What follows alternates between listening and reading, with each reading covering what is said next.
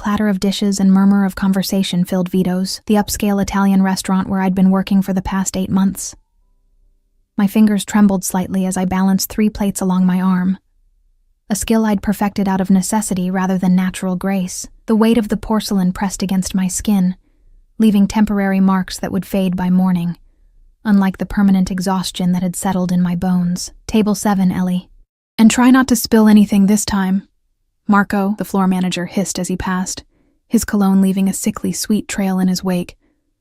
I nodded, swallowing the knot in my throat. At 25, I should have been somewhere else, doing something that mattered. Instead, I was here, invisible, except when I made mistakes, trying to scrape together enough tips to pay for my mother's medications and our overdue rent. The restaurant dimmed momentarily as the front door opened, admitting a gust of October air that raised goosebumps along my exposed arms. I didn't look up, couldn't risk the distraction, but I felt it. A shift in the atmosphere, like the air before a storm. The usual restaurant buzz quieted to a reverent hush. I delivered the plates to a group of businessmen who barely acknowledged me, then turned back toward the kitchen. That's when I saw him. He sat alone at table 12, the restaurant's most private corner booth. Dark hair, perfectly styled, a suit that cost more than I made in months. But it was his eyes that stopped my breath. Dark as midnight, scanning the room with calculated precision, before settling on me with such intensity that I nearly stumbled. Behind him stood a broad-shouldered man, hands clasped in front, eyes hidden behind sunglasses despite the dim lighting. A bodyguard. Who needed a bodyguard in our quiet neighborhood? Ellie! Marco appeared beside me, his voice unnaturally soft. Mr. Castellano's table. Now. My stomach nodded. Everyone knew the name Castellano. Whispers about their family business traveled through Little Italy like wind through autumn leaves. Not the restaurant supply business listed on their sleek business cards, but the other business, the one that made people lower their voices and glance over their shoulders. Alessandro Castellano. 32 years old, and already head of the family after his father's mysterious heart attack 3 years ago. I'd seen his photo in the local paper, standing outside the courthouse after all charges were dropped against him in a case nobody would discuss. Move, Marco whispered, giving me a slight push.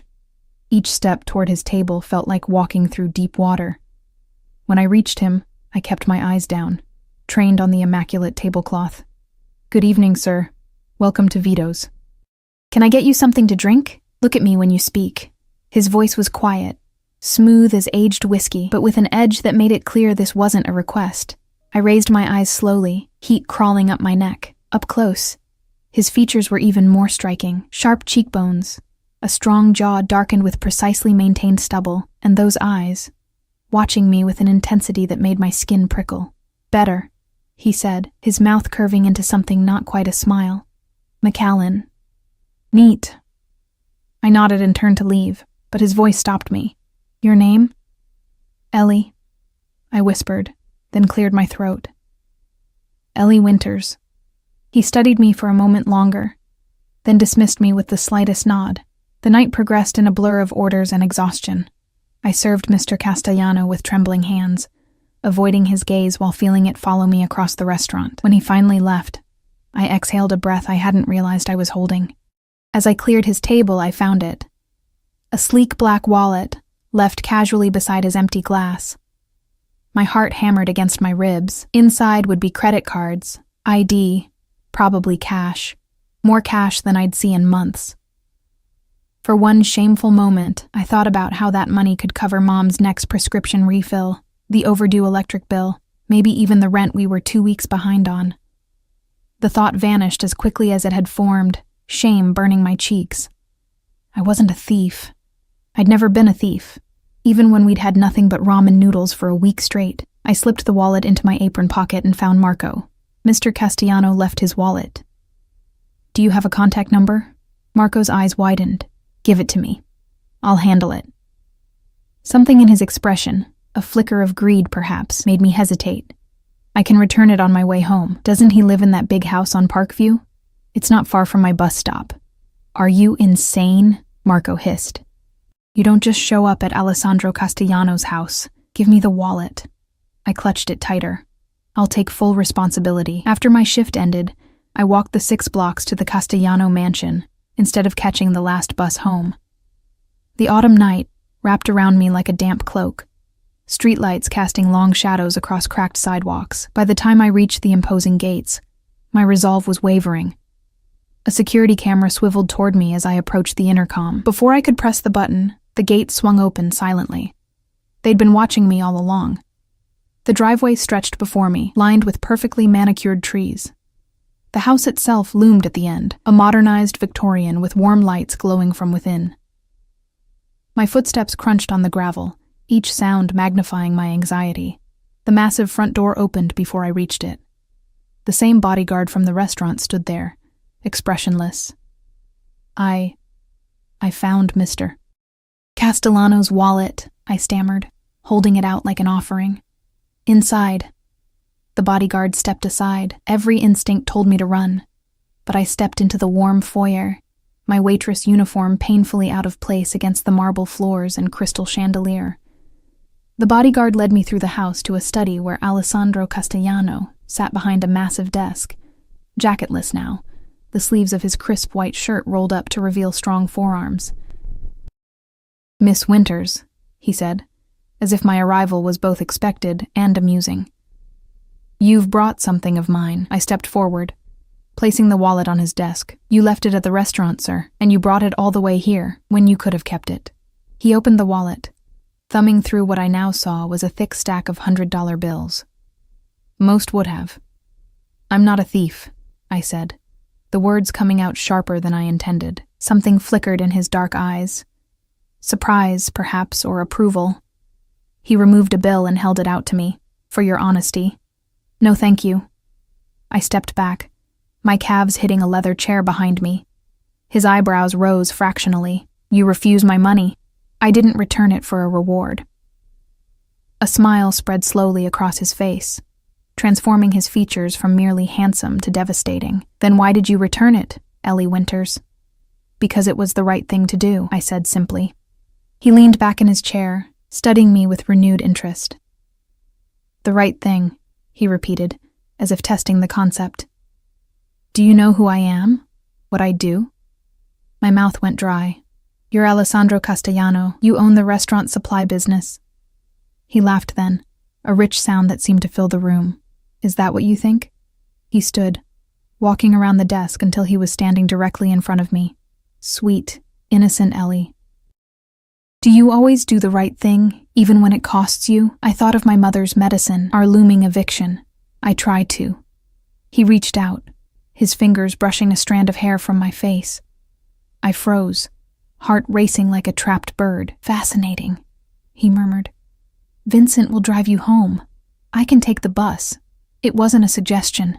His tone remained pleasant, but steel ran beneath the surface.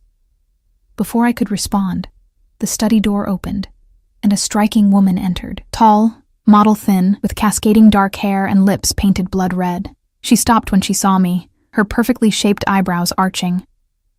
"Am I interrupting, Alessandro?" Her voice was honey poured over ice. "Sophia." Something hardened in his expression. "I wasn't expecting you tonight." Her gaze slid over me, assessing and dismissing in one cool glance. "Clearly. This is Ellie. She works at Vito's and was kind enough to return my wallet." He said it casually, but I heard the warning in his tone. How charitable. Sophia's smile didn't reach her eyes. "I didn't realize you'd started collecting strays." Heat flooded my face. I took a step toward the door. I should go. Alessandro's hand caught my wrist, his grip firm but not painful. "Vincent will see you home safely, Ellie. I insist." He turned to Sophia, his expression cooling. "We'll talk tomorrow." The dismissal was clear. Sophia's perfect features tightened momentarily before she composed herself, offering a brittle smile. "Of course, darling. Call me." She brushed past me, leaving a cloud of expensive perfume in her wake. Alessandro released my wrist, but remained close enough that I could feel the heat radiating from his body. "Thank you for your honesty tonight, Ellie Winters. It's refreshing." Something in his gaze made me feel like I'd passed a test I hadn't known I was taking. The ride home in his sleek black SUV was silent, the bodyguard, Vincent, never speaking a word. He pulled up to my rundown apartment building, the vehicle looking absurdly out of place on our potholed street. "Good night, Miss Winters," Vincent finally spoke, his voice surprisingly gentle. "Mr. Castellano appreciates what you did tonight." I nodded, climbing out of the warm car into the chilly night. As I fumbled for my keys at the building's entrance, I couldn't shake the feeling that I'd just stepped into something much bigger than returning a lost wallet, something I might not be able to simply walk away from. What I didn't know then, as I climbed the stairs to our third-floor apartment, was that Alessandro Castellano never lost anything by accident, and he never ever let go of something or someone once he decided they belonged to him. Mom was asleep when I entered our apartment, the rhythmic wheeze of her breathing audible from the small bedroom we'd converted to accommodate her hospital bed. The home health aide had left a note on our chipped Formica counter. "Took meds at 8. Ate half sandwich. Fever down." I sank onto our threadbare couch, the events of the evening replaying in my mind like a movie I couldn't pause. Alessandro Castellano's penetrating gaze, the weight of his grip on my wrist, the contempt in Sophia's eyes as she looked at me, looked through me, like I was nothing. Sleep came fitfully that night, dark eyes haunting my dreams. The next morning arrived with a thin October rain that turned the city streets slick and gray. I dragged myself through my morning routine, made Mom comfortable with fresh pillows and her medication, then headed out for my second job at the corner cafe. "You look like hell warmed over," said Danny, my only real friend and coworker, as I tied my apron behind the counter. "Rough night," I mumbled, not meeting her eyes. Something stopped me from sharing my encounter with Alessandro. Saying it aloud would make it real, and I wanted to pretend it had been nothing more than an odd interruption to my otherwise unremarkable life. The morning rush kept us busy, the steady stream of commuters ordering their usual coffees before disappearing into the rain. By 11, the cafe had emptied to just a few students with laptops and a businessman on his phone. The bell above the door chimed, and I looked up from wiping down the counter. My heart stuttered. Vincent stood in the doorway, scanning the cafe before his gaze landed on me. His presence seemed to shrink the small space, making the cheerful yellow walls close in. He approached the counter, his expression unreadable behind dark sunglasses. "Miss Winters." He nodded slightly. "Mr. Castellano would like to see you." Danny, suddenly beside me, raised her eyebrows. "Who's Mr. Castellano?" she whispered, too loudly. "No one," I said quickly. To Vincent, I added, "I'm working until 3. Mr. Castellano is aware of your schedule. He'll be waiting outside at 3:15. It wasn't a request. Before I could respond, Vincent placed something on the counter, a small white box tied with a simple black ribbon. Then he turned and left, the bell signaling his departure with a cheerful jingle that seemed at odds with the weight that had settled in my stomach. "Ellie, what the hell?" Danny stared at me, then at the box. Who was that? And who's Mr. Castellano? Just someone from the restaurant. I touched the box cautiously, as if it might bite. "A customer? Leaving you gifts and sending his personal bouncer to fetch you?" Danny's eyes widened. "Is he married? Because this has mistress setup written all over it." "It's not like that," I protested, though I had no idea what it was. "He probably just wants to thank me for returning his wallet." "His wallet." Danny grabbed my arm. "Start talking. Now." I gave her an abbreviated version as we worked, careful to downplay both Alessandro's obvious power and my own unsettling reaction to him. Still, by the time 3 o'clock approached, Danny was practically vibrating with excitement. "You have to open the box," she insisted during our final lull. With trembling fingers, I untied the ribbon and lifted the lid. Inside, nestled on a bed of tissue paper, lay a delicate silver bracelet, a small charm dangling from it. I lifted it carefully, examining the charm. A tiny silver wallet, its detail exquisite. "Oh my God," Danny breathed. "That's white gold, Ellie. And that's not just any charm." Tucked beneath the bracelet was a handwritten note on thick cream cardstock. A reminder of our first meeting, AC. "I can't accept this." I placed the bracelet back in its box, my skin burning where it had touched me. Are you insane? That bracelet could pay your mom's medical bills for a month. Exactly why I can't take it. I closed the box firmly. I don't want to owe him anything. At 3:15, I stood outside the cafe, the small box clutched in my hand, watching the sleek black SUV pull to the curb. The rear door opened, and there he was, Alessandro Castellano, even more imposing in daylight. He wore a charcoal suit that emphasized the breadth of his shoulders, no tie, his collar open just enough to reveal a glimpse of tanned skin. "Ellie," he said, my name rolling off his tongue like he was tasting it. "Join me." I hesitated, rain soaking through my thin jacket. "Please," he added, though it didn't sound like he was accustomed to using the word. I slid into the warm interior of the car, hyper-aware of the contrast between his immaculate appearance and my rain-dampened cafe uniform. The leather seat enveloped me, soft as butter. Vincent closed the door and took his place in the driver's seat, a privacy partition gliding up silently between us. "You didn't open your gift," Alessandro observed, nodding at the box in my hands. "I did, actually." I held it out to him. "I can't accept it." His eyes narrowed slightly. "Why not?" "It's too expensive." I swallowed. "And inappropriate." "Inappropriate?" A smile played at the corners of his mouth. "It's a thank you gift, nothing more." We both know that's not true. The words escaped before I could stop them. Instead of anger, surprise flickered across his face, followed by what looked like approval. "You're not what I expected, Ellie Winters." "What did you expect?" "Someone who would take the wallet, or if they returned it, someone who would eagerly accept whatever I offered in return." He leaned forward slightly. "Someone easily bought." The car moved smoothly through traffic, rain streaking the tinted windows, creating a private world within. I was acutely aware of how alone we were, despite Vincent's presence beyond the partition. "I'm not for sale," I said quietly. Alessandro studied me, his gaze intense. "Everyone has a price. Some just require more creative negotiations." "Why am I here, Mr. Castellano?" "Alessandro," he corrected, "and you're here because I find you interesting." "Do you know how rare that is?" Heat crept up my neck. "I'm really not. I'm just a waitress with 2 jobs and a sick mother." Something in his expression shifted. "Tell me about her." The request caught me off guard. "My mother?" He nodded, waiting. "She has multiple sclerosis," I said, the familiar pain settling in my chest. "It's progressing quickly. She can't work anymore, can barely leave her bed most days." "And her medical care? Insurance?" I laughed bitterly. "Our insurance dropped her when she couldn't work. We're drowning in medical debt." "And your father?"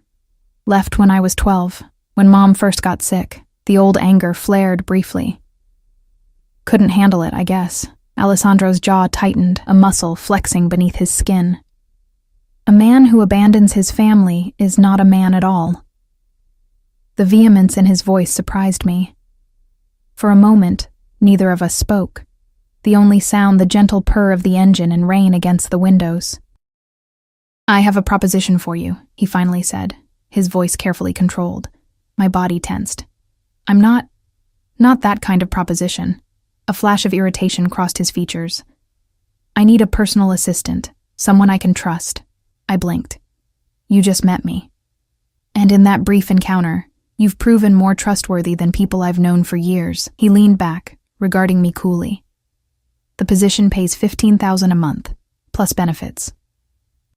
Full medical coverage, which would extend to your mother as dependents." The figure hit me like a physical blow. $15,000 a month was more than I made in half a year. Medical coverage for Mom would mean no more choosing between rent and her medications. "What would this assistant position entail?" I asked cautiously. "Managing my schedule, handling correspondence, attending events with me when necessary."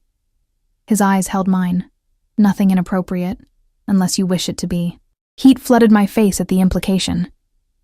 "I don't—" "Relax, Ellie." His smile was knowing. "I'm not hiring you for your body, tempting as it may be. I'm hiring you for your integrity." I clutched the gift box tighter, my mind racing. It was too good to be true, which meant there had to be a catch. "What's the real job, Alessandro?" Because I'm not doing anything illegal. He laughed, the sound rich and genuine, so quick to assume the worst. The job is exactly as I described, though I won't pretend my business dealings are always conventional. You mean criminal, I said bluntly. His eyes darkened. I mean necessary. This city runs on connections and power, Ellie. I simply understand the system better than most. The car slowed, and I realized we'd been circling the city with no particular destination. Alessandro pressed a button, and the partition lowered slightly. Vincent, take us to St. Mary's Hospital. My heart jumped. Why are we going there? To see your mother's doctor. His tone made it clear this wasn't negotiable. Before you make any decisions, I want you to understand exactly what I'm offering. The hospital corridors were blindingly white after the dim interior of the car. Alessandro moved with purpose, his presence parting the crowds like a blade through water. No one questioned why he was there or how he knew exactly where to go. Within minutes, we were seated in the office of Dr. Reynolds, Mom's neurologist whom I'd met only twice. Appointments were expensive, and he was perpetually overbooked. Mr. Castellano.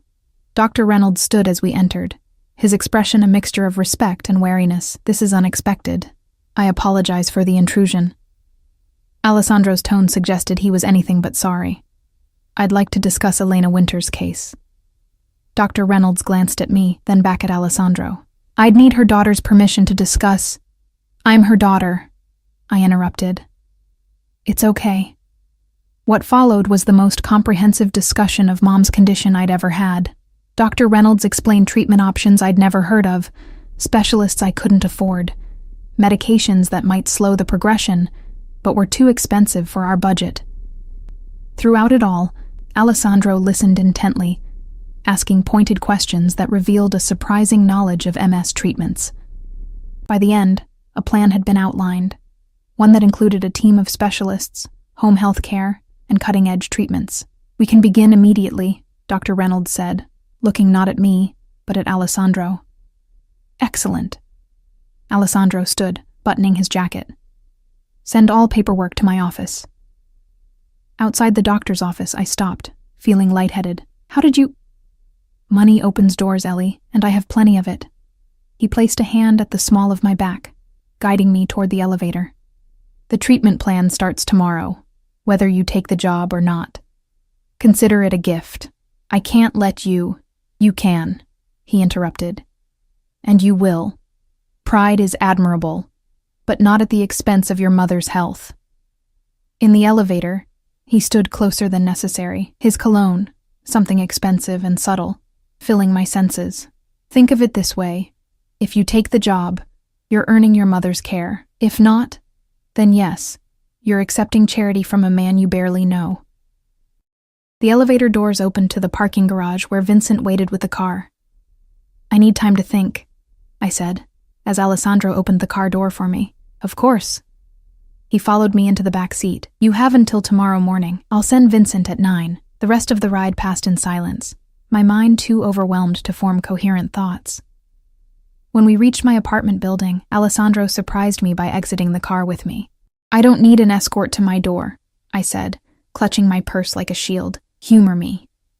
His hand returned to the small of my back, a subtle but unmistakable claim. At my door, I turned to face him, suddenly aware of how close he stood, how the dim hallway light caught the angles of his face. Why me? I asked, the question that had been burning since his proposition. You could hire anyone. Someone with experience, education. I have dozens of experienced, educated employees. He reached out, his fingers lightly tracing my jawline. What I lack is someone who looks at me, knows who I am and what I'm capable of, and still tells me no. My breath caught as his thumb brushed my lower lip. Like you're doing right now, with your body saying yes and your words saying wait. Before I could respond, he stepped back. 9 o'clock tomorrow, Ellie. Don't make me come looking for you. As he walked away, I noticed a shadow at the end of the hallway. Another of his men, no doubt, stationed to watch my door. Alessandro Castellano was a man who protected what he considered his, and somehow, without my consent or understanding, I had become exactly that. I spent that night in a state of suspended disbelief, watching Mom sleep peacefully for the first time in weeks thanks to the new medication doctor. Reynolds had prescribed medication that had appeared at our door via courier an hour after Alessandro left. The package also contained a sleek new phone with only one contact programmed into it, his. By morning, I'd made my decision. Not because of the money, though God knows we needed it, but because I'd seen something in Alessandro's eyes when he spoke of family. A flicker of genuine feeling beneath the calculated control. That glimpse of humanity gave me hope that working for him wouldn't mean selling my soul entirely. At precisely 9 o'clock, a knock came at my door. Vincent stood in the hallway, as expressionless as ever. "He's waiting," was all he said. 30 minutes later, I entered the Castellano estate for the second time, now led to a different room, an airy office with floor-to-ceiling windows overlooking immaculately landscaped gardens.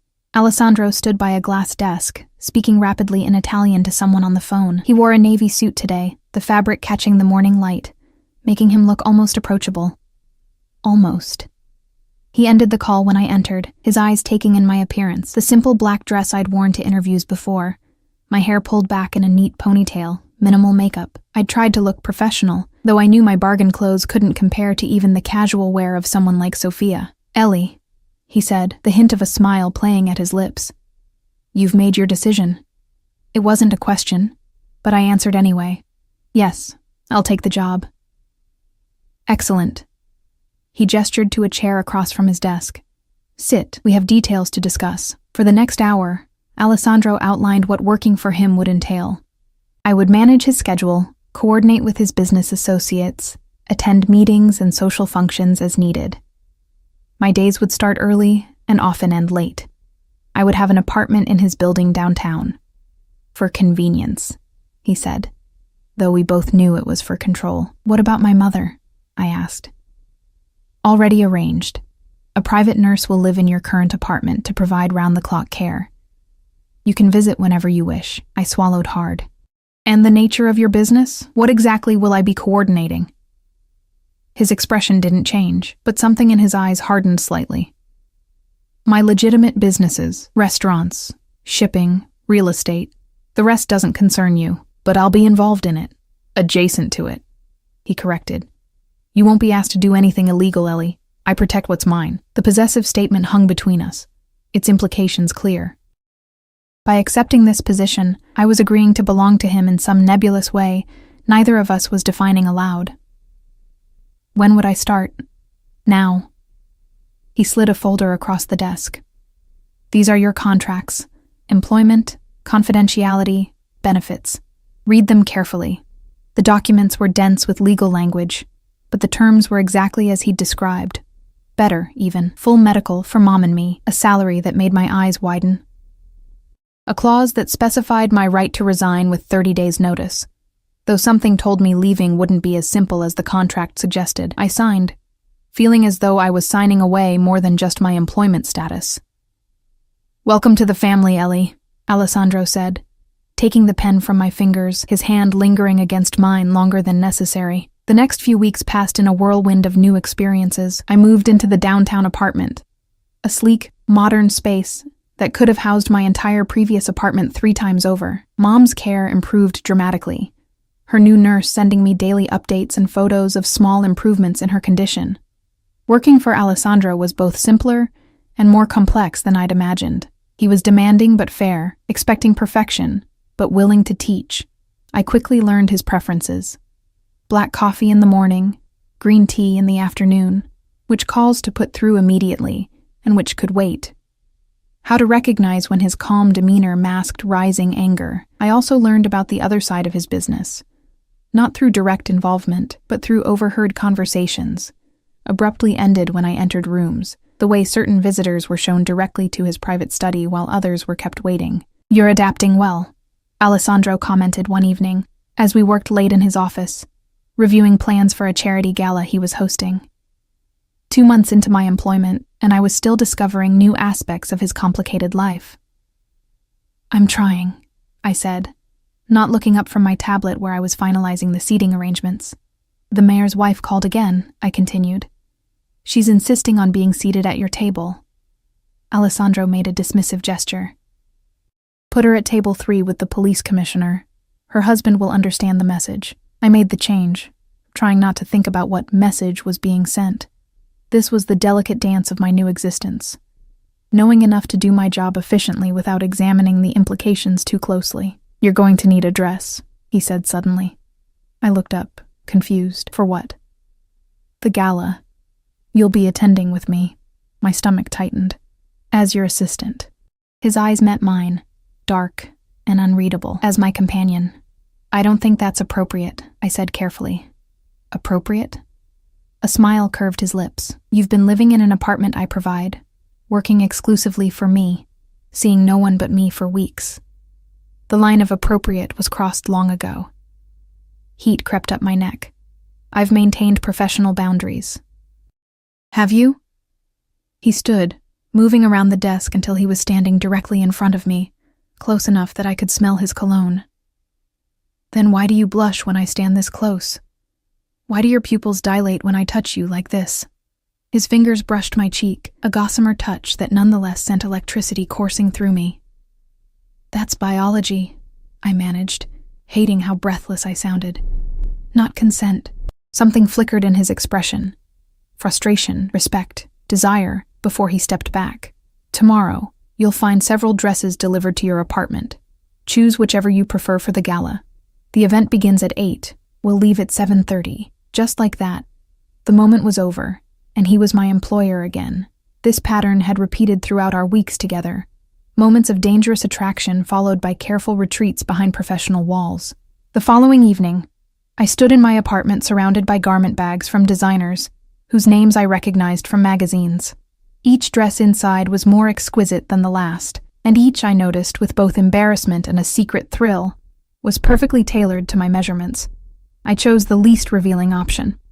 A floor-length gown in deep emerald that hugged my curves, but maintained some semblance of modesty with its high neckline. The color made my pale skin glow and brought out the green in my hazel eyes. At exactly 7:30, Alessandro arrived at my door. He wore a black tuxedo that fit him like armor, emphasizing the breadth of his shoulders and the lean strength of his body. For a moment, he simply stared at me, his expression unreadable. "You look beautiful," he said finally, his voice rougher than usual. "Thank you." I smoothed a hand over the silk of my dress, suddenly self-conscious. "Is it appropriate for the event?" "It's perfect." He offered his arm. "Shall we?"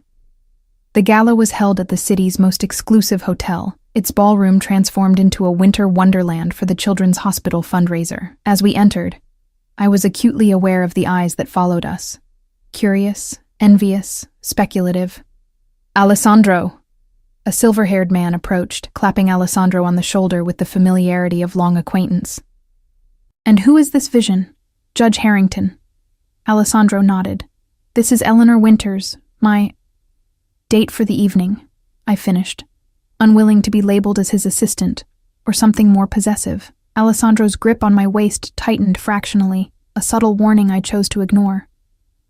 "Enchanting," the judge said, kissing my hand with old-world courtesy. "Alessandro, you've been holding out on us.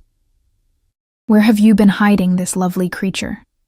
"She's not hidden," Alessandro replied, his voice pleasant but with an underlying edge.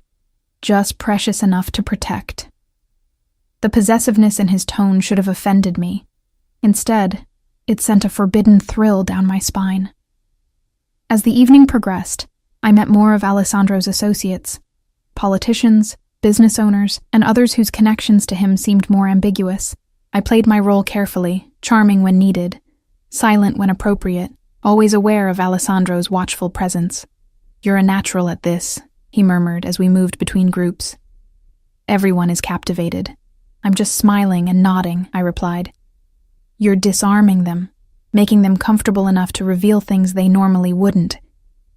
His approval was evident. "It's a rare skill." Before I could respond, a commotion near the entrance drew our attention. Sophia had arrived, stunning in a red dress that clung to her willowy frame like a second skin.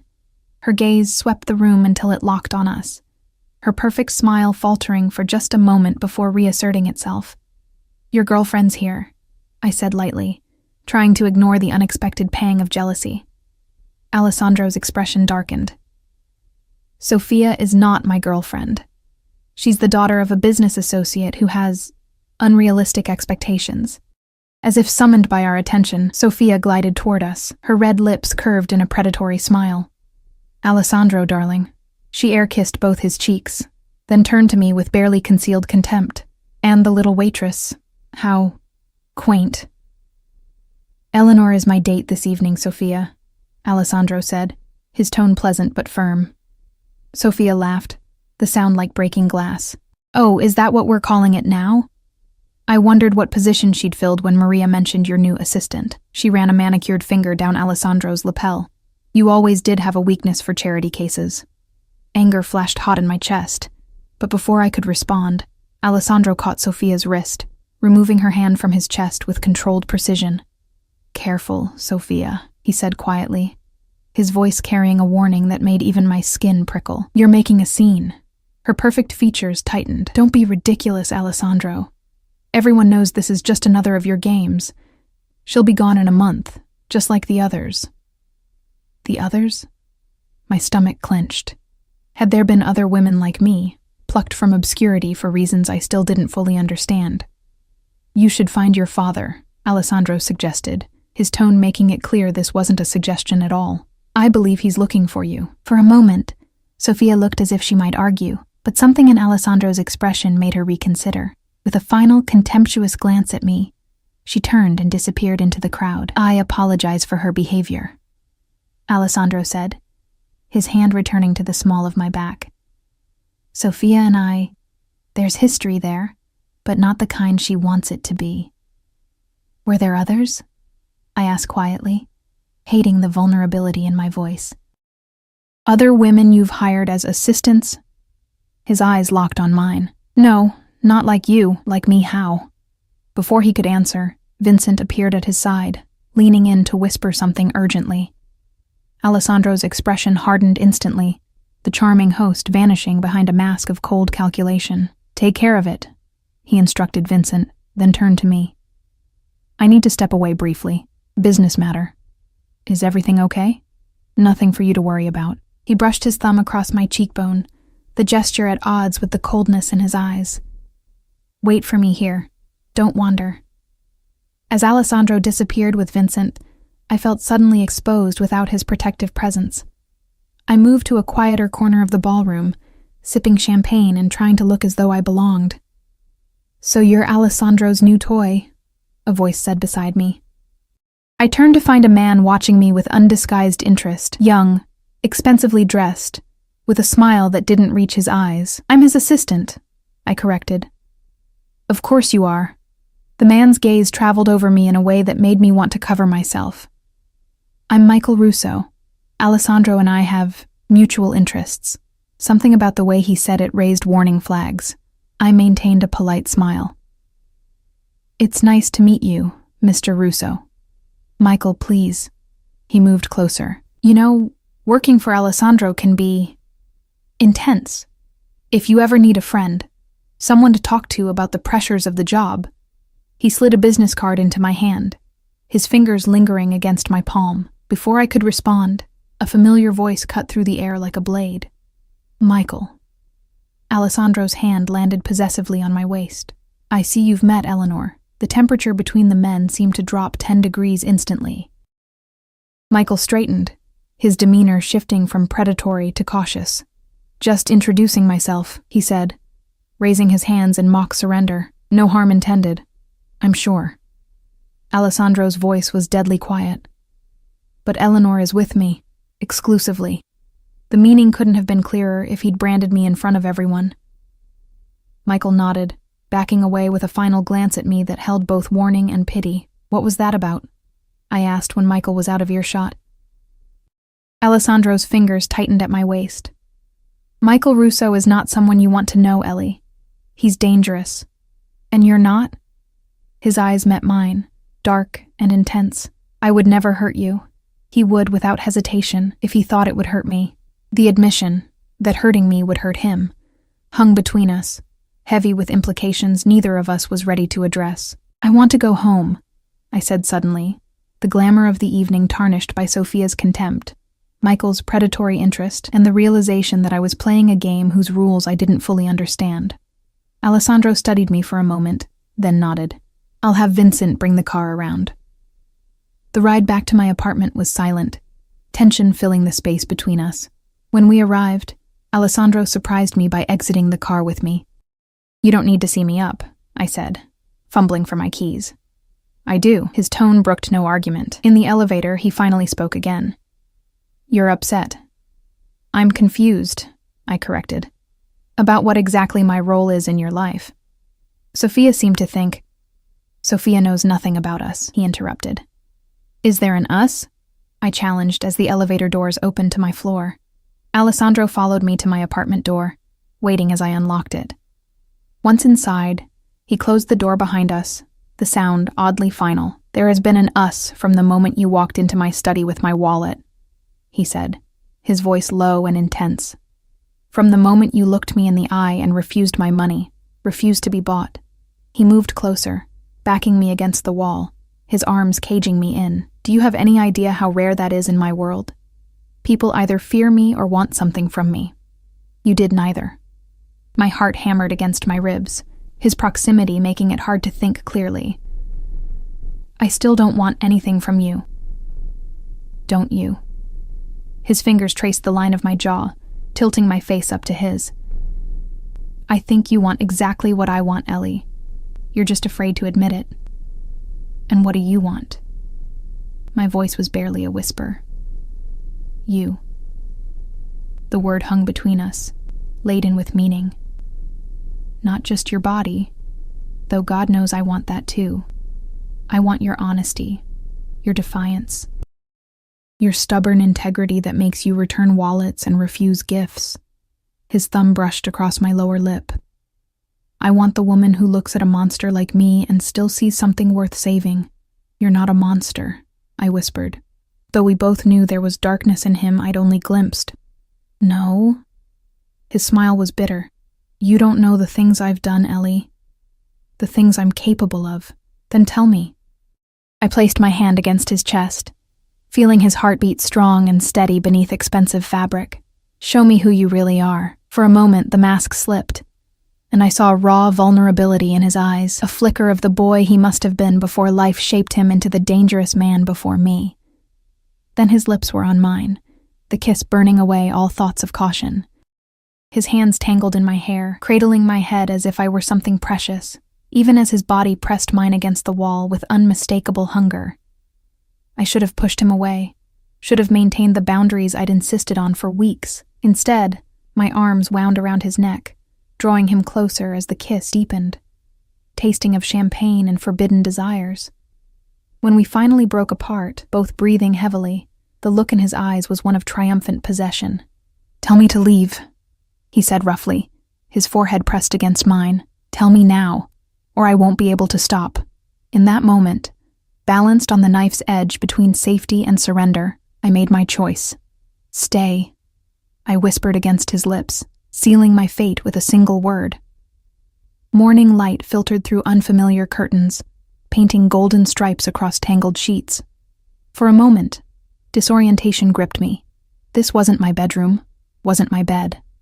Then memories flooded back in a rush of sensations. Alessandro's hands mapping every inch of my skin, his voice rough with desire as he whispered my name, the surprising gentleness with which he'd held me afterward. I turned, finding the space beside me empty but still warm. The sound of quiet conversation drifted from the living room, Alessandro's voice, low and commanding even when speaking softly. Business never stopped, it seemed, even at dawn after a night like ours. I slipped from the bed, wrapping myself in the silk robe that had mysteriously appeared in my closet weeks ago, one of many items Alessandro had provided without comment. As if preparing for this inevitable moment, the thought should have disturbed me more than it did.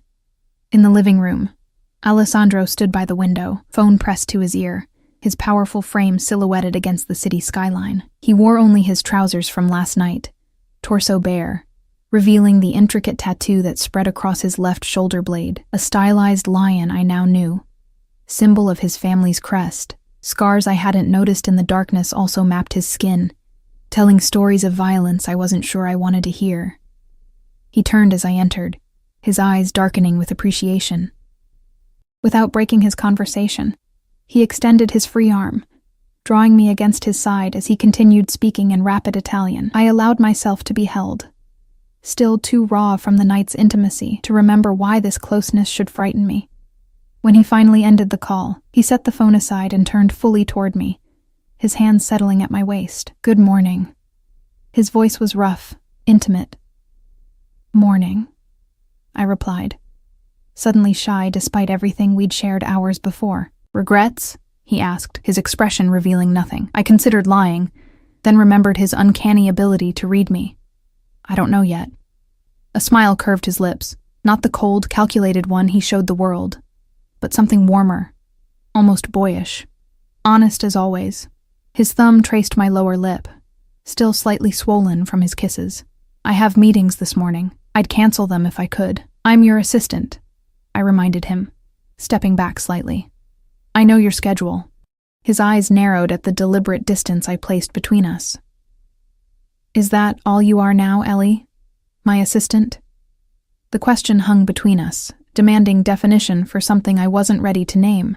"I don't know what I am," I admitted. "This changes things." "Nothing has changed," he said with absolute certainty. "This was inevitable from the moment we met. We both know that." Before I could argue, his phone rang again. He checked the screen, his expression hardening. "I have to take this. We'll continue this discussion later." It wasn't a request. After he left, I stood in the shower for a long time, hot water cascading over my skin, washing away the physical evidence of the night while doing nothing to clear the confusion in my mind. I had crossed a line, one I had promised myself I wouldn't cross, and now I was in territory without maps. At the office, Alessandro's private study in the downtown high-rise where most of his legitimate businesses operated, I maintained a professional demeanor, even as I caught his heated glances when others weren't looking. If his staff noticed the shift in our dynamic, they were too well trained to comment. Days passed in this new reality.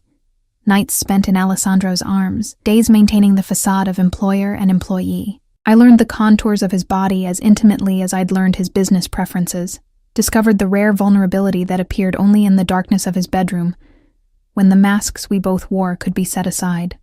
But I also began to see more of the darker side of his world, meetings I wasn't invited to, whispered conversations that ceased when I entered rooms, the way certain names made his expression turn cold and remote.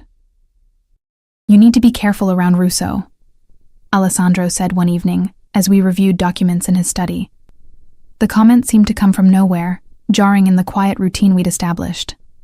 I looked up, frowning. "Michael Russo? I haven't seen him since the gala. He's been asking about you." Alessandro's voice was casual, but tension radiated from his posture. "Trying to find connections to you, people who knew you before." A chill ran down my spine. Why would he do that? To find leverage.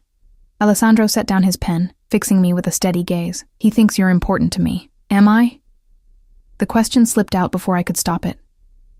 Alessandro's expression softened marginally. "You know you are." "No, I don't," I said, setting aside my tablet. "I know I work for you. I know I sleep with you. I don't know what that means to you, or what I am to you beyond those functions." "Functions?" A dangerous edge entered his voice. "Is that how you see what's between us? Functional?" "How should I see it? You've never defined it." Frustration colored my words, and I'm starting to think that's deliberate. Alessandro stood abruptly, stalking around the desk until he loomed over me. "You want definitions? Fine. You are mine, Ellie. Mine to protect, mine to care for, mine to..."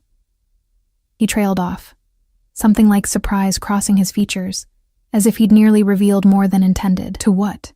I pressed, standing to meet his gaze more directly. "To love," he finished, the word hanging in the air between us like a live grenade. I stepped back, shock coursing through me. "You don't love me. You barely know me." "I know everything about you," he countered. "Your favorite color is green, not because it's trendy, but because it reminds you of the park where your father used to take you before he left. You bite your lip when you're concentrating. You saved the crusts of your sandwiches for last, because your mother taught you the crust contained all the nutrients. You still sent her teacher a card every Christmas, even though you were only in her class for 1 year, because she was kind to you when other children weren't. My breath caught. How? Because I've been watching you since long before you found my wallet, Ellie. The admission was quiet, almost reluctant. The wallet wasn't lost. It was a test. One you passed when hundreds before you failed. The ground seemed to shift beneath my feet. You were testing me. Why? Alessandro's jaw tightened. Because I needed someone I could trust absolutely. Someone with integrity that couldn't be bought. For what? Dread pooled in my stomach. What do you really want from me, Alessandro? Before he could answer, a sharp knock came at the door. Vincent entered without waiting for permission, his normally impassive expression tense. Sir, we have a situation. The shipment at the docks. Alessandro's demeanor changed instantly, all traces of the vulnerable man who'd spoken of love vanishing behind the cold mask of the businessman, or something darker. Secure the building, no one in or out, and get the car ready. Vincent nodded, withdrawing immediately. What's happening? I asked, fear creeping into my voice. Business, Alessandro replied curtly, already moving toward a hidden panel in the wall that, when opened, revealed a small safe. He withdrew a gun, checking it with practiced efficiency before tucking it into a shoulder holster. Alessandro, go to the penthouse, he instructed, shrugging into his jacket. Vincent's men will escort you. Stay there until I come for you. I'm not a child to be sent to my room, I protested. Tell me what's happening. His eyes met mine, cold and distant in a way I hadn't seen since those first days. This is the part of my life you don't get to question, Ellie. The part you pretend doesn't exist so you can sleep at night. The words stung with their brutal honesty. I never pretended, didn't you? He approached, cupping my face with deceptive gentleness.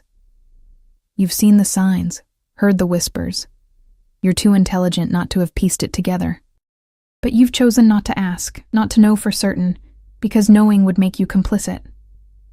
He was right, I realized with a sinking feeling. I had deliberately avoided confirming what I already suspected about the true nature of his business, about who he really was. Go to the penthouse, he repeated, softer now. Please, I need to know you're safe while I handle this. Something in his tone, genuine concern beneath the command, made me nod. Will you be in danger? A ghost of a smile touched his lips. I'm not the one they should be worried about. 2 of Alessandro's men escorted me to the private elevator that led to the penthouse apartment occupying the building's top floor, a space I'd visited only a handful of times, as Alessandro preferred to come to my apartment, claiming it felt more like a home than his austere domain. Hours passed in tense silence as I paced the vast space, watching the city lights bloom as dusk settled. My phone remained silent, despite multiple attempts to reach Alessandro. Even Vincent, usually responsive to my texts, had gone dark. It was past midnight when I heard the elevator doors slide open. I rushed to the foyer, relief flooding me until I saw the figure that emerged. Not Alessandro, but Michael Russo, flanked by 2 unfamiliar men whose bulky jackets undoubtedly concealed weapons. Hello, Eleanor, Michael said pleasantly, as if this were a social call. I hope I'm not interrupting your evening. Ice flooded my veins. How did you get up here? I have friends in many places, he replied, advancing into the room, including some who owe me more than they owe Alessandro. I backed away, reaching for my phone. I'm calling security. They won't answer, Michael said confidently. Everyone who matters in this building is currently dealing with a rather explosive situation at the docks, one that should keep Alessandro occupied for quite some time. Understanding dawned with sickening clarity. You created a diversion, Michael's smile widened. Smart girl. Alessandro always did have good taste in his acquisitions. What do you want? I asked, though I suspected I already knew. Insurance. Michael gestured to one of his men, who moved with surprising speed to grab my arm. Alessandro has something of mine. I'm simply acquiring something of his to ensure a fair exchange. I struggled against the iron grip on my arm. I'm nothing to him. Just an employee. Michael laughed, the sound chilling in its genuine amusement. We both know that's not true. Alessandro Castellano doesn't bring just employees to charity galas. Doesn't install them in private apartments. Doesn't kill men who look at them too long. The casual mention of murder stopped my struggling. What are you talking about? You really don't know? Michael seemed delighted by my ignorance. The bartender at Vito's, the one who made those comments about you the night before Alessandro first came in, found him in the river the next day. Or the delivery driver who accidentally brushed against you last month. Disappeared without a trace. Horror washed over me. You're lying, am I? Michael approached, lifting a lock of my hair with almost gentle curiosity. Alessandro has been watching you for nearly a year, Eleanor, learning your routines, your weaknesses, eliminating threats before they reached you. The wallet was just the final test before he made his move. The room seemed to tilt beneath my feet as pieces fell into place. Alessandro's intimate knowledge of my life, his perfectly timed appearance at Vito's, the way he'd always seemed to anticipate my needs and thoughts. Why? I whispered. Why me? Michael's expression turned calculating. That's the interesting question, isn't it? What makes you so special that the great Alessandro Castellano would spend months planning your acquisition? He shrugged. Perhaps he'll tell you himself. If he meets my demands, the man holding me produced a zip tie, securing my wrists behind my back with brutal efficiency.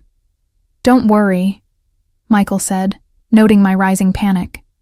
We're not going to hurt you. You're much too valuable intact. Besides, he added with a cold smile, Alessandro would burn this city to the ground if you came back damaged.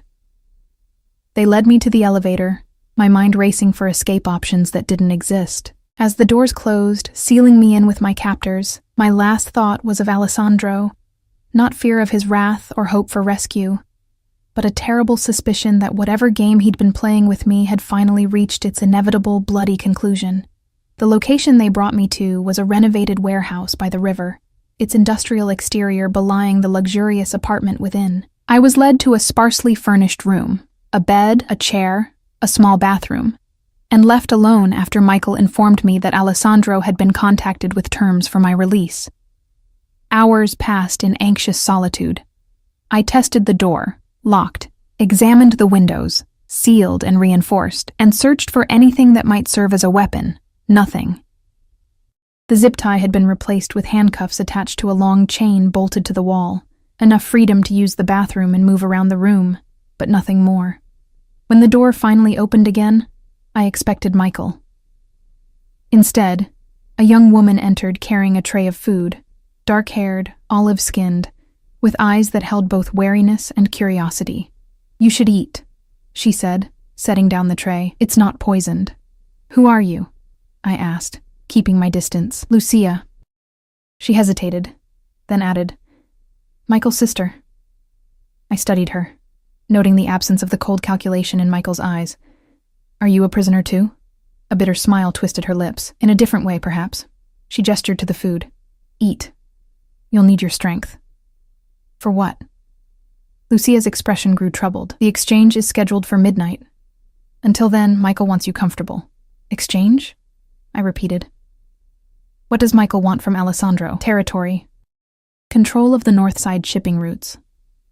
Lucia spoke matter-of-factly, as if discussing business rather than criminal enterprises. And revenge for our father. Your father? Alessandro killed him 3 years ago.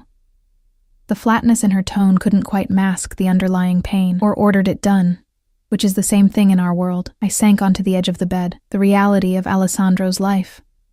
The life I'd willfully ignored, crashing down around me. I'm sorry about your father. Lucia's eyes narrowed. Are you? Your lover is a killer, Eleanor, a man who takes what he wants and destroys anyone who stands in his way. Then why am I still alive? I challenged. If I'm just another thing he wanted, why the elaborate game? Why not simply take me? Something shifted in Lucia's expression. Surprise, then a dawning understanding. You really don't know. It wasn't a question this time. Know what? She approached, studying me with new interest. Has Alessandro told you anything about his mother? Only that she died when he was young. Lucia nodded slowly. She was murdered. By my father. A warning to Alessandro's father about overstepping boundaries. She paused, letting the information sink in. Alessandro was 15. He found her body. My stomach twisted. What does this have to do with me? Look at yourself, Lucia said, gesturing to a mirror on the wall. Really look. I rose cautiously, moving to stand before the mirror. My reflection stared back. Pale skin, hazel eyes, dark blonde hair pulled back in a messy ponytail. The same face I'd seen countless times before. I don't understand, I said, turning back to Lucia. She pulled a phone from her pocket, scrolling briefly before holding it out to me. This is Maria Castellano, Alessandro's mother. The photograph showed a young woman, perhaps 30, with familiar hazel eyes and dark blonde hair. The resemblance to my own reflection was undeniable. Not identical, but striking enough to explain the shock I'd seen in Alessandro's eyes the first time he saw me. The way he'd studied me with something like recognition. This is why, Lucia said quietly. Why he watched you. Why he orchestrated your meeting. Why he's kept you close. She reclaimed her phone, tucking it away. You look like the mother he couldn't save. The revelation hit me like a physical blow. All this time, all the attention and protection, the possessiveness that verged on obsession. It wasn't about me at all. I was just a ghost, a replacement for a woman who died 20 years ago. Does Michael know? Lucia nodded. It's why he took you. Alessandro's mother was his weakness then. You are his weakness now. I'm not her, I said, anger rising through the shock. I'm not a replacement for his dead mother. Perhaps not intentionally, Lucia conceded. But we rarely understand our own motivations completely, do we? Especially when they're born from trauma. She moved toward the door. The food will get cold. Try to rest. Whatever happens tonight, it won't be peaceful. After she left, I stared at the food without appetite, my mind racing. If what Lucia said was true, and the resemblance in that photograph was too strong to deny, then everything between Alessandro and me had been built on a foundation of ghosts and revenge. His interest, his protection, even perhaps what he called love. All of it directed not at me, but at the shadow of his mother I unwittingly carried. The thought made me physically ill. Had every touch, every whispered endearment, been meant for someone else? Had I been nothing but a surrogate for a dead woman all along? And yet, I couldn't reconcile that cold calculation with the man who'd held me through nightmares about my mother's illness, who remembered my favorite childhood stories, who looked at me sometimes with a vulnerability that seemed too raw to be feigned. As night fell, bringing the promised exchange ever closer, I was left with the most terrifying question of all. If Alessandro came for me tonight, which man would I be facing? The one who claimed to love me, or the one who had orchestrated my entire existence in his life, for reasons I still couldn't fully comprehend? Time crawled by in that windowless room, minutes stretching into hours marked only by the steady ticking of a wall clock. My mind raced through every interaction with Alessandro, re-examining them through the lens of Lucia's revelation, the wallet test, his intimate knowledge of my life. The way his eyes sometimes lingered on me with an emotion I couldn't name, not desire, not affection, but something deeper and more painful. The door opened abruptly, startling me from my thoughts. Michael entered, his earlier casual demeanor replaced with tightly controlled tension. "It's time," he said, gesturing to one of his men to unlock the chain from the wall. "Alessandro has agreed to the exchange." "What exactly are you exchanging me for?" I asked as I was pulled to my feet. Michael's smile was thin, insurance that Alessandro will honor our new arrangement regarding territory, and a digital ledger containing some rather incriminating information about my family's operations. He checked his watch. He should be quite motivated to comply, considering he has exactly 1 hour before certain evidence finds its way to federal authorities. They led me through the warehouse to a cavernous main floor, empty except for a few support columns and the ghostly shapes of covered machinery. The space was dimly lit, shadows pooling in the corners. the air cold and damp from the nearby river. Michael positioned me beside him in the center of the room, his men spreading out to create a loose perimeter. "He'll come alone?" I asked, already knowing the answer. Michael laughed. "Of course not. But his men will stay back, as will mine. This is between Alessandro and me now, with me as the bargaining chip." Precisely, his hand settled on my shoulder, a parody of comfort. Although I confess I'm curious about what happens after he gets you back. Now that you know the truth about why he chose you. I stiffened. Lucia shouldn't have told me. My sister has a soft heart, Michael agreed. But I'm glad she did. I want you thinking about it when Alessandro looks at you. I want you wondering if he sees you at all, or just the ghost of Maria Castellano. Before I could respond, a door at the far end of the warehouse opened. Alessandro entered, moving with lethal grace, his expression carved from stone. Vincent and 2 other men flanked him, keeping a respectful distance as instructed. My breath caught at the sight of him. He wore all black, emphasizing the dangerous energy that radiated from him. His eyes scanned the room with clinical precision before landing on me, his gaze immediately cataloging every detail of my appearance, checking for injuries. "Alessandro!" Michael called, his voice echoing in the cavernous space. "Right on time!"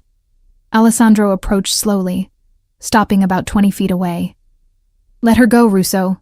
Business first," Michael countered. "The ledger." Without taking his eyes from mine, Alessandro removed a small flash drive from his pocket. "Release her, and it's yours." Michael's grip on my shoulder tightened. "How do I know it's the real thing? That you haven't altered the data? You don't." Alessandro's voice was cold. "Just as I don't know you'll honor your end of this agreement once you have what you want." A tense silence stretched between them, the air thick with barely restrained violence. "Compromise, then," Michael finally suggested. "Send the data to my phone. Once I verify it's legitimate, I'll release Eleanor." Alessandro's jaw tightened, but he nodded. "Fine." As the transaction proceeded, I studied Alessandro's face, searching for some sign of the truth. Did he see me when he looked at me, or just a shadow of his mother? Had everything, from the lost wallet to this moment, been part of an elaborate game fueled by trauma and revenge? "It's verified," Michael announced after a tense minute of examination. "All the data appears intact." He released his grip on my shoulder, giving me a slight push forward. "She's all yours, Castellano. Damaged goods now, I imagine, but still breathing." I moved slowly toward Alessandro, my legs unsteady. His expression remained impassive, but his eyes burned with an intensity that made my skin prickle. When I reached him, his hand settled at the small of my back, possessive, protective, familiar. "We're done here," Alessandro said, his voice deadly quiet. Michael's smile was triumphant. "For now. Though I am curious, does she know why you chose her? Why you've been watching her all these months?" Alessandro's body tensed against mine. "Careful, Michael. She should know she's just a replacement," Michael continued, seemingly unconcerned by the dangerous edge in Alessandro's voice.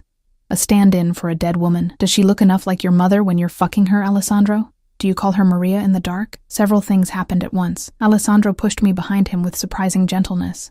Vincent stepped forward, gun already drawn. And Michael's mocking smile froze as the distinct red dot of a laser sight appeared on his forehead. "That's enough," Alessandro said, his voice terrifyingly calm. "You have what you came for. Now leave while you still can." Michael's composure slipped for the first time, fear flashing briefly in his eyes as he realized how precarious his position had become. He raised his hands slowly. "We had an agreement." "The agreement was for the ledger in exchange for Eleanor," Alessandro replied. "Not for your continued ability to breathe. That remains entirely at my discretion." For a long, tense moment, I thought Alessandro would give the order, would have Michael executed right there. Instead, he turned to me, his back deliberately to Michael, the ultimate dismissal. "Let's go home," he said softly, his eyes searching mine. The drive back to the city passed in silence, Alessandro's hand clasping mine tightly, as if afraid I might disappear. It wasn't until we reached his penthouse, not my apartment, I noted, that he finally spoke. "Are you hurt?" he asked as the elevator doors closed behind us. No. I stepped away from his touch, creating distance between us, not physically. His expression darkened at my withdrawal. What did they tell you? The truth, I said simply. About your mother. About why you chose me. Alessandro went still, the mask of control slipping to reveal raw pain beneath. It's not what you think. Isn't it? I wrapped my arms around myself, suddenly cold. Your mother was murdered when you were 15. I look like her. You've been watching me for months before you arranged our meeting with the wallet. It seems pretty clear what this is. No. He moved toward me, stopping when I backed away. The resemblance. It caught my attention initially, I won't deny that. But it's not why you what? I interrupted. Why you orchestrated an elaborate scheme to bring me into your life. Why you gave me a job I wasn't qualified for. Why you moved me into an apartment you controlled. My voice cracked. Why you took me to your bed. Pain flashed across his features. It wasn't like that. Then what was it like, Alessandro? Explain it to me. Make me understand how this isn't the most twisted thing I've ever heard. He ran a hand through his hair, a rare gesture of agitation from a man who prided himself on control. Yes, I noticed you because you reminded me of her. But I watched you because you were different. Kind in a world that rewards cruelty. Honest in a world built on lies. He took a breath. The wallet was a test, yes. But not to see if you looked like her, or could replace her. To see if my instincts about your character were right. And if I had kept the wallet, I challenged. What then? Then I would have been disappointed, but not surprised. A ghost of a smile touched his lips. The world breaks good people, Ellie. I know that better than most. He moved to the window, gazing out at the city lights. When I was 15, I watched my mother die because she was kind to the wrong person, the wife of a rival who came to her for help. My father told me her compassion was weakness, that it got her killed. He turned back to face me. I believed him for years, built my empire on that belief, until I saw you, not just your face, but your actions, your kindness to your mother, to co-workers, to strangers, your integrity despite your circumstances. So what was this? I gestured between us, some experiment to see if kindness could survive in your world. No. He approached slowly, as if afraid I might bolt. It was me finding something I thought I'd lost forever. Hope, the belief that not everything good gets destroyed. He reached for my hand, and this time I didn't pull away. Yes. You remind me of her physically, but what drew me to you, what keeps me coming back, is that you're nothing like her in the ways that matter. She was gentle but weak. You're gentle but strong. She bent under pressure. You stand firm. His fingers brushed my cheek. When I look at you, Ellie, I see you. Only you. I wanted to believe him. Part of me did. But doubt had taken root, fed by Lucia's revelations and Michael's taunts. You should have told me. About all of it. The watching, the test, your mother. Yes, he agreed, surprising me. I should have. But I was afraid. You? Afraid? A bitter smile curved his lips, terrified. That you'd see the monster everyone else sees, that you'd run. That I'd lose the one person who looks at me and sees something worth saving. The raw vulnerability in his admission struck me more deeply than any declaration of love could have. This was Alessandro stripped of all pretense. Not the powerful mafia boss, not the calculated businessman, but the wounded boy who had lost his mother and built walls to protect what remained of his heart. I can't go back to how things were, I said finally. Not now. I need time to think, to decide if I can trust you again. Pain flashed in his eyes, but he nodded. I understand. He stepped back, giving me space. You can stay in your apartment. I'll keep my distance until you're ready to talk. And if I decide I can't do this, can't be with you? His expression tightened, but his voice remained steady. Then I'll let you go. Your mother's care will continue. Your job will remain if you want it, or I'll find you another position elsewhere if you prefer. No strings, no conditions. Just like that? I couldn't keep the skepticism from my voice. No, he admitted, not just like that. It would destroy me to lose you, but I won't keep you against your will, Ellie. I'm not that kind of monster. The next week passed in a strange limbo. True to his word, Alessandro kept his distance, communicating only through necessary work emails and brief professional phone calls. I visited my mother daily, finding her health improved beyond what I dared hope thanks to the treatments Alessandro had arranged. During those quiet visits, sitting beside her bed as she dozed, I turned over everything in my mind. The deception, the manipulation, the unsettling parallel to his dead mother, but also the tenderness he'd shown me, the vulnerability he'd revealed only to me, the man beneath the monster everyone else saw. On the 8th day, I made my decision. I texted Vincent, not Alessandro, asking to meet his boss at the restaurant where it all began. Vito's was closed for a private event when I arrived, the dining room empty except for a single table in the corner, the same table where I'd first served Alessandro. He stood as I approached, tension evident in every line of his body. "Thank you for coming," I said, taking the seat across from him. "Thank you for asking me to." His eyes searched mine. "You look well." "I feel clearer." I folded my hands on the table. "I've been thinking about everything. About us. About what happens next." He nodded, waiting for me to continue, offering neither defense nor plea. "I'm angry that you manipulated our meeting," I began, "that you watched me without my knowledge, that you kept the truth about your mother from me. I deserved better than that." "Yes," he agreed quietly. "You did. But I also understand why you did it. How fear and trauma shape the ways we protect ourselves." I took a deep breath. "And I believe you when you say you see me for who I am now, not as a replacement for her." Hope flickered in his eyes, quickly tempered with caution. "What are you saying, Ellie?" "I'm saying I want to try again, from the beginning. No more secrets, no more half-truths." I met his gaze steadily. "I need to know who you really are, Alessandro. All of you, the good and the bad, the man and the monster." He reached across the table, his hand stopping just short of mine. "Ask me anything. I'll tell you the truth. Have you killed people?" No hesitation. "Yes." "How many?" 11 directly. More through my orders." I swallowed hard. "The bartender at Vito's? The delivery driver?"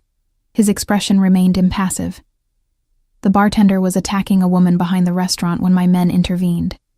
He didn't survive the encounter. The delivery driver is alive and well in Arizona with a new identity and enough money to never work again. He was an undercover FBI agent." "And Michael Russo's father? Did you kill him?"